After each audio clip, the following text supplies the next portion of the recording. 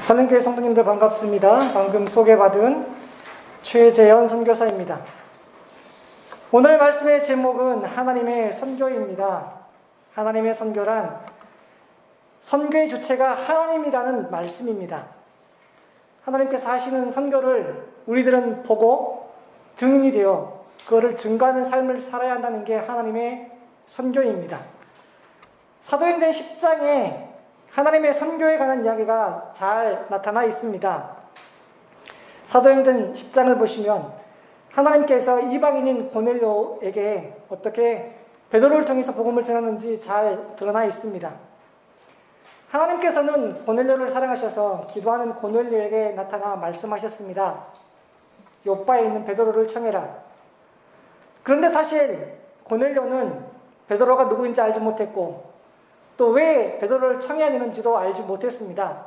하지만 하나님의 명령을 따라 고넬료는 베드로를 자신의 집으로 초대했습니다. 베드로를 초대하기 위해서 고넬료는 하인들을 보내었지요. 전날 고넬료에게 나타나셨던 하나님은 이번에는 베드로에게 나타나셨습니다. 베드로에게 나타나서 하나님께서는 환상을 하나 보여주셨습니다.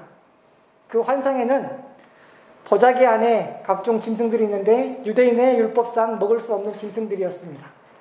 하나님이 말씀합니다. 베드로야, 저 짐승들을 잡아먹어라. 베드로가 이야기합니다. 그럴 수 없습니다. 유대인의 율법상 절대 저는 먹지 않습니다.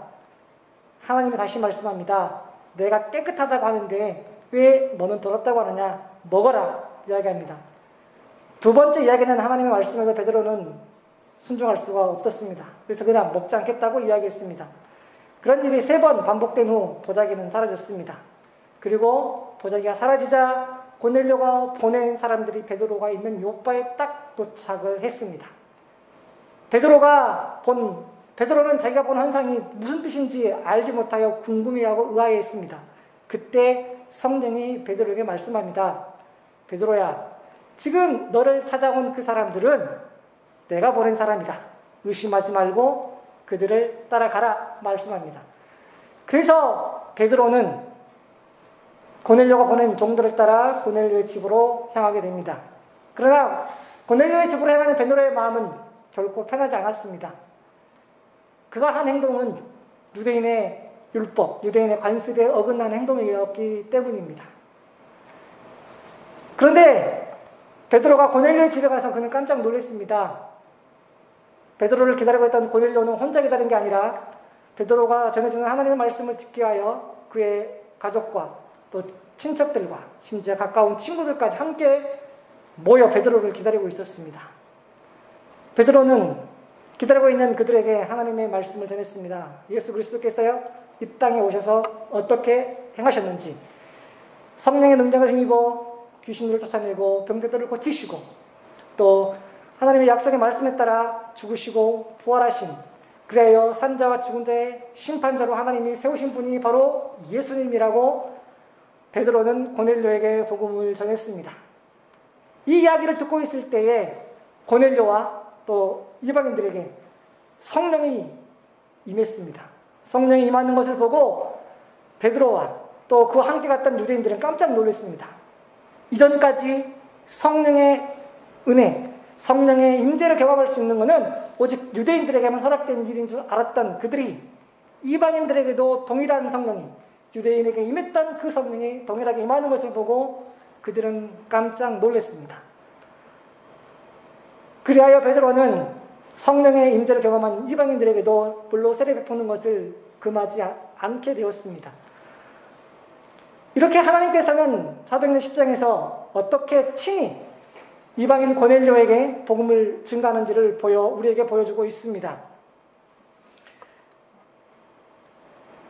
하나님께서는 하나님의 선교를 친히 복음을 증가하시는 분이십니다. 그래서 우리는 하나님의 선교를 이야기할 때 선교의 주체가 선교 단체도 아니고 교회도 아니고 선교사 개인도 아니라고 이야기합니다. 오직 하나님께서 자신의 영광을 위하여서 우리를 사랑하시는 그 사랑 때문에 행하는 것이 바로 선교라고 이야기합니다. 저는 10년 정도 카자흐스탄에서 사역을 하고 있는데요. 그곳에서 하나님께서 어떻게 또 일하셨는지, 하나님의 행하신 선교의 사역들을 이 시간 함께 나누고자 합니다. 하나님께서 특별히 하이바이블을 통해 해외에 있는 한인교회와 러시아 권역에 있는 어린이들에게 말씀을 전하셨습니다. 저희가 하이바이블을 처음 시작하게 된 것은 2019년인데, 그리고 제가 사역을 시작한 건 2012년입니다. 처음 제가 침켄트, 카자흐스탄 침켄트에 갔을 때 저희 교회에는 6명의 아이들이 출석을 하고 있었습니다. 2명은 저희 집 아이들이었고요. 2명은 교회에서 일하시는 집사님들 손자였고, 2명은 성도님들의 자녀였습니다. 저희 교회는 카자흐스탄에서 지방에 있는 도시이기 때문에 지방에 있는 교회라 일꾼을, 신학을 공부한 사람을 구하기도 힘들고, 또 저희 교회 재정상 그분을 초대하여 사례비를 지급하며 아동부를 맡아달라고 할 수도 없는 상황이었습니다. 그래서 하이바이블을 하기 전에는 교회를 사랑하시는 또 열정이 있는 집사님 한 분이 아이들을, 어린이 예배를, 아동부를 담당하고 있었습니다. 어른들이 함께 예배하는 동안에 동시에 그 집사님께서 혼자 아이들과 예배를 드리고 있었습니다. 열정은 있으나 제대로 된 신학 공부를 하지 않으셨던 분이기에 아이들에게 체계적으로 말씀을 가르치고 신앙교육을 하는 것은 그분에게도 힘든 일이었습니다. 아이들도 전문가가 아닌 집사님 밑에서 계속하여 신앙교육을 받기에는 아이들도 힘들어하고 있었던 때였습니다. 하지만 저는 아이들에게 어떤 것도 해줄 수가 없었습니다. 언어의 능력도 부족하였고, 또 어른들 예배를 진행하고 있었기 때문에 동시에 아이들까지 돌볼 여력이 되지 못하였습니다. 그러던 차에 2018년 최하로 목사님께서 하이바이블을 러시아로 번역해서 사용해 볼 것을 저에게 권했습니다. 아이들을 지도해 줄 신앙 전문가도 없고 교육자로도 없던 차에 참으로 반가운 소식이었습니다. 그래 저는 하이바이블을 러시아로 번역하기 시작을 했고, 제 아내는 번역된 자료를 가지고 아동부 사역을 시작하게 되었습니다. 하이바이블을 시작하면서 저희 교회에 놀라운 변화가 시작되었습니다. 저희 교회 어린이 아이들이 그들 수준에 맞는 언어로 말씀을 듣기 시작하였고, 또 그들에게, 어린 아이들에게 딱 맞는 프로그램이 준비되어 함께 예배할 수 있었습니다. 하이바이블 유튜브 영상으로 예배 때 설교를 듣고 예배 후 색칠 공부를 하고, 색칠 활동을 하고, 후석 활동으로 게임도 하고 종이접기도 하고 하나님 말씀을 암송하는 등 다양한 활동을 하며 즐겁게 하나님 말씀을 배울 수 있었습니다. 징검다리를 통해 우리 아이들이 성경을 읽기 시작했습니다. 창세기는 아는데 출애굽기, 레위기, 민수기가 뭔지 모르던 아이들이, 어디에 있는지도 모르던 아이들이 하나님의 말씀을, 성경을 읽기 시작했습니다. 그리고 6명으로 시작되었던 아동부는 하이바이블을 시작하면서 30명으로 늘어났고, 어린이들이 교회를 즐거워하며 다니기 시작했습니다. 어린이들이 교회에 많아지자 교회에 활력이 넘치기 시작했습니다. 아이들의 웃음소리와 아이들이 뛰어노는 소리가 어른들의 귓가에 들리기 시작하였고, 그 소리가 어른들의 마음까지도 깨웠습니다. 그래서 저희 교회에는 하이바이블을 시작하면서 감사와 기쁨의 날들이 계속되었습니다. 러시아로 번역된 하이바이블은 저희 교회만 사용하지 않았습니다. 저희 교회를 넘어 이웃교회에 소개가 되었고, 더 나아가서 러시아어를 사용하는 구소련 국가, 러시아, 카자흐스탄, 키르기스탄 등등 15개국에 소개되어 지금은 사용되고 있습니다. 하이바이블은 선교에 또 새로운 패러다임을, 새로운 모델을 제시해주고 있습니다.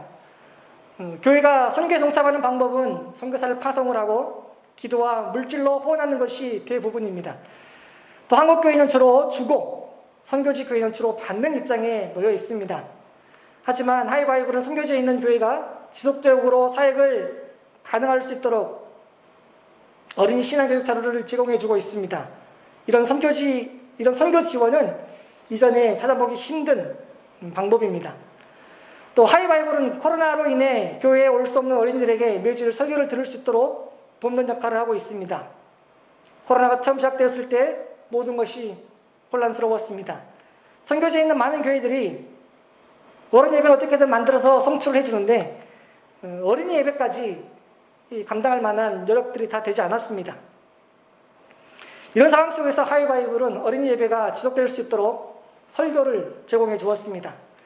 어린이 예배를 어떻게 해야 할지 몰라 힘들어하는 선교사님들에게 하이바이블은 큰 힘이 되어 주었습니다.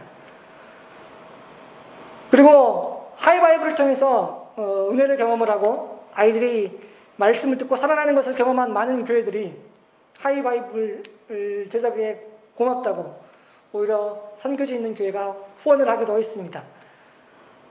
그래서 하이바이블 제작하는 산림교회도 그걸 사용하는 선교지에 있는 많은 교회들도 서로가 서로에게 유익이 되는 것 같습니다. 또 하이바이블이 CIS 소련 러시아권 지역에서 어린이 사역의 좋은 모델로 인정을 받고 있습니다. 2년마다 한 번씩 열리는 선교대회가 있는데 그게 CIS 대회입니다. 그리고 2019년 2년 전에 열렸던 유라시아 대회가 또 있습니다. 이 유라시아 대회는 저희 교단 선교사님들, 저희 교단 통합적 선교사님들을 중앙아시아에 있는 선교사님들이 함께 모여 하는 대회입니다. 2019년 상트페테르부르크에서 그 대회가 열렸었는데 그 대회에 저희가 강사로 초대를 받았습니다. 2019년이면 저희가 선교지에 나간 지 8년쯤 되는 해인데 선교지에서 8년이라는 시간은 선교사 사회에서는 아직 걸음마를 뗀 단계에 해당됩니다. 그래서 그런 대회에 참석을 하면 대부분 20년, 많게는 25년 이상 되신 시니어 선교사님들께서 강의를 주로 하십니다. 그런데 저희처럼 8년밖에 되지 않는 선교사들에게 강의 제안이 들어오게 된 것은 하이바이블이 워낙 좋은 프로그램이었기 때문입니다. 그 대회에서 하이바이블을 소개를 하고 어린이 사역을 하고 싶으나 할 수 없었던 분들, 어린이 사역에 대해서 한 번도 생각해보지 않았던 분들에게 새로운 도전과 충격을 주었습니다. 그리고 내년에 또 CIS 대회가 있는데 올 9월 CIS 대회가 예정이 되어 있습니다. 그 대회에도 저희가 초대를 받았습니다. 동일하게 하이바이블을 소개해달라는 초대였고, 그러나 좀 코로나 때문에 대면으로 할지 비대면으로 할지는 잘 모르겠습니다. 또 저희가 올 6월에 카자흐스탄에서 한국으로 들어왔는데요. 잠깐 저희가 자가격리를 하는 2주 동안에도 요청이 들어왔습니다. 카자흐스탄에 70여 명의 현지인 사역자들이 모여서 함께 있는데 그분들에게 하이바이블을 소개해달라는 것이었습니다. 그래서 지난 6월 11일에 또 카자흐스탄 현지 사역자들, 목사님, 전도사님들을 대상으로 해서 하이바이블을 소개하기도 했습니다. 그리고 지금도 카자흐스탄의 많은 곳에서 하이바이블은 사용되고 있습니다. 저희가 살고 있는 침케트라고 하는 도시에 침례교단이 임마누엘교회라는 곳이 있는데 그 교회에서도 저희가 만든 하이바이블을 사용하고 있습니다. 매주마다 사용하고 있고요. 알마타에 있는 알마타 한인교회에서도 사용하고 있습니다. 또 엘마타에서 외곽으로 빠지면 카차카이라고 하는 곳이 있는데 시골에서 사역하시는 목사님도 하이바이블을 사용하고 있습니다. 또 그리고 러시아 동쪽 끝에 가면 블라디보스톡이라고 있는 곳이 있는데 그곳에서도 사용되고 있습니다. 하나님께서 어린이들에게, 특별히 러시아 권역에 있는 어린이들에게 말씀을 하이바이블을 통해서 많이 증거하고 있습니다. 그래서 저희가 처음 하이바이블을 번역했을 때 설교 컨텐츠 유튜브 구독자 수가 한 600명 정도로 시작을 했었습니다. 그런데 저희가 시작을 하고 지금 한 2년 좀 더 됐는데 구독자가 3,000명이 넘었습니다. 그래서 많은 분들이 사용하고 있다는 것을 수치를 통해서도 알 수 있는 것 같습니다. 하나님께서 친히 우리를 통하여서 복음 증가하는 일이 놀랍기만 합니다. 하나님께서 하시는 일들은 참으로 놀랍고 많습니다. 특별히 이번 코로나 사태를 지나면서도 우리가 많은 것을 볼 수 있었는데요. 저희가 있었던 카자흐스탄은 지난 3월에 코로나가 퍼지기 시작을 했습니다. 그래서 세계 많은 나라가 그랬던 것처럼 락다운을 벌였습니다. 도시간 이동을 금지시켰고 개인 차량도 이용할 수 없게끔 막아 놓았습니다. 그래서 그리고 교회 또한 대면 예배를 할 수 없었습니다. 무려 8개월 동안이나 저희가 대면 예배를 하지 못했습니다. 심지어 저는 목사임에도 불구하고 교회를 출근조차 할 수 없는 상황이었습니다. 오직 저희가 할 수 있었던 것은 가까운 신조품 가게 가서 음식을 사는 것 외에는 바깥 출입을 전혀 할 수가 없었습니다. 그런 상황에서 아이들에게 어떻게 하면 하나님 말씀을 계속하여 전할 수 있을까가 저희들에게는 큰 하나의 과제였습니다. 그런 어려움들을 극복할 수 있도록 도와준 게 하이바이블이었고, 또 하나님께서 코로나 상황이 터지자 더욱 많은 사람들이 온라인으로 하이바이블을 통해서 하나님의 말씀을 듣게 하셨습니다. 저희가 코로나가 터지고 난 다음에 카자흐스탄 상황이 매우 안 좋았습니다. 확진자 수가 매일매일 불어났고, 그래서 한국에 있는 저희를 아껴주시는 많은 분들이 한국으로 들어올 것을 권하셨습니다. 하지만 저희는 그럴 수가 없었습니다. 저희가 한국으로 들어오는 게 마치 선교지에서 하나님께서 맡겨주신 양들을 놓아두고 버려두고 나만 안전한 곳으로 가는 것처럼 생각이 되었기 때문에 차마 그럴 수가 없었습니다. 그래서 저희 가족은 카자흐스탄에 남기로 했습니다. 남아서 코로나 상황을 함께 지켜보고 성도들이 겪는 어려움도 함께 겪으며 이 위기를 넘어가자고 다짐을 했습니다. 그런 다짐을 하고 남기로 하자 하나님께서 제 아내의 꿈에 나타나 말씀했습니다. 내가 너와 너의 자녀들을 지켜주겠다. 이게 하나님이 제 가정에 주신 말씀이었습니다. 그 말씀을 듣고 제 아내는 얼마나 또 저희 가족이 얼마나 기뻤는지 모릅니다. 코로나로부터 하나님이 지켜주시나 보다라고 확신이 들었습니다.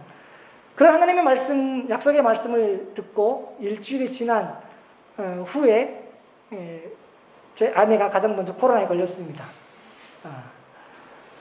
코로나에 걸려서 증상이 나타났습니다. 고열과 근육통으로 한 3, 4일 어찌할 바를 몰라 했습니다. 코로나 증상이 나타났지만 저희는 병원에 갈 수가 없었습니다. 일단 카자흐스탄 저희가 사는 동네에 병원이 환자로 가득 차서 자가 호흡이 안 되는 위중증 환자만 받아주었고, 또 저희가 외국인이기 때문에 저희가 신분이 또 선교사이기 때문에 이게 코로나 걸렸다고 소문이 나면 주위에서 어떤 또 핍박이 올지 또 교회에 어떤 어려움이 올지 예상할 수가 없어서 저희는 코로나에 걸렸음에도 불구하고 어느 누구에게도 말하지 않고 그냥 집에서 방 한 켠에서 약을 먹으며 기도하며 버텨냈습니다. 제 아내가 걸리고 난 다음에 3일 지나서 저희 아들이 걸렸고 그 다음날 딸이 걸렸고 그랬습니다. 그런데 놀라운 거는 아이들은 하루 이틀 만에 건강을 바로 회복했습니다. 그런데 제 아내는 일주일 뒤에 열이 다 떨어지고 다시 일상으로 복귀할 수 있었지만 이제 후유증이 시달렸습니다.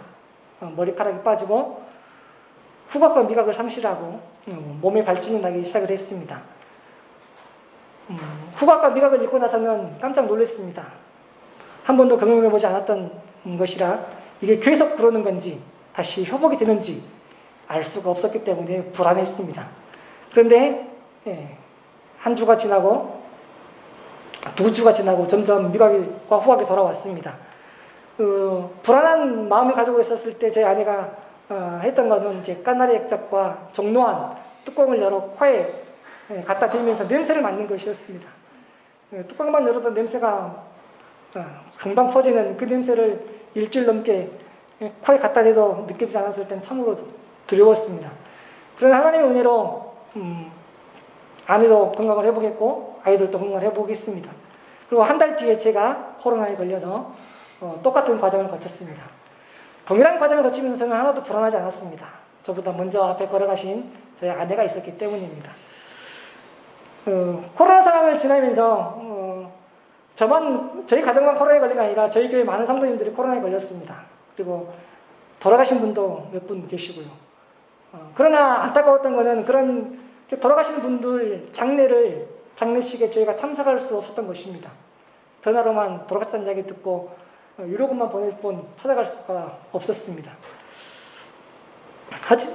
그리고 저희 교회에 특별히 코로나 관련해 가지고 놀라운 은혜를 경험한 게 하나 있는데, 그거는 알렉이라는 성도가 있습니다.